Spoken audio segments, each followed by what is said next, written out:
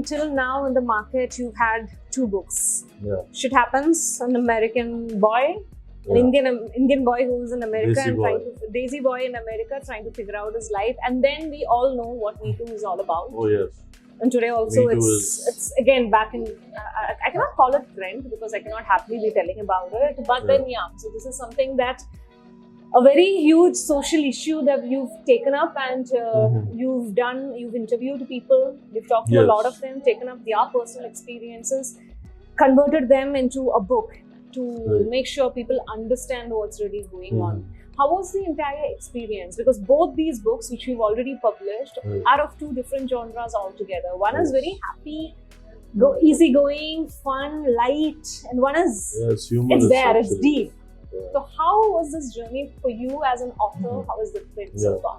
See, during lockdown is when I got started with the metoo book, and that time I had just quit my corporate role and I had time to so I went ahead and interviewed a lot of women who had actually gone through.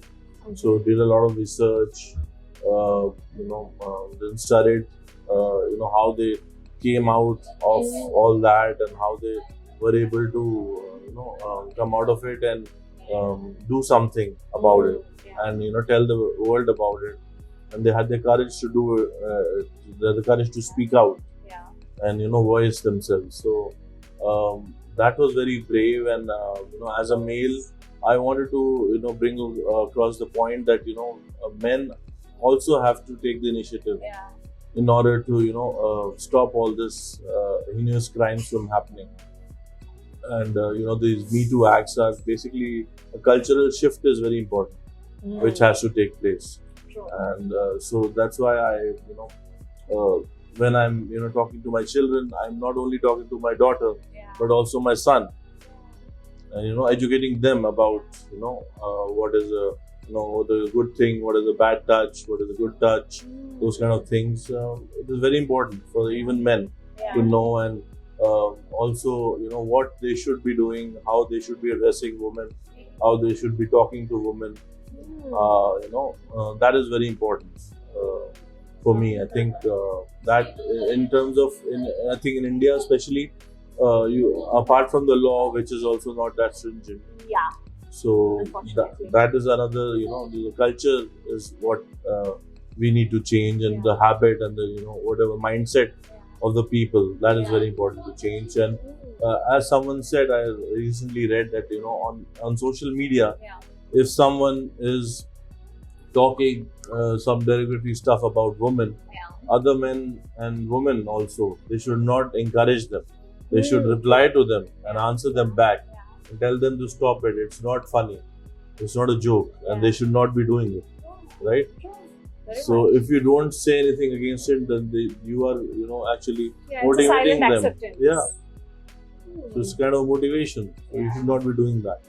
What is your take on the youth today? Because honestly, like when you're office setups, when you're amongst your friends, there are a lot of debates that comes when it's come to these kind of topics. So some come from the background that no, we need to be more careful, or we need to protest the incidents that are happening recently. We need to go ahead and protest.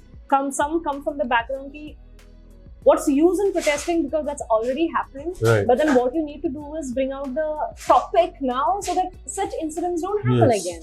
So what is your take on this? They say that the public, their mind and their thinking is just like people tend to forget basically very fast. So doing this regularly, protesting, and ensuring that once the rule is passed, only then you stop protesting. That is very important, right? So when you are at it, you just go, get whatever changes you want. You get it as a public. That is very important. If whoever is doing, an NGO is doing it, or people are supporting it, they should wholeheartedly do it and just get whatever they want to achieve, and then only stop. It's like you should not die down. It's very important. So that is very important. I think we should change these laws, which are really.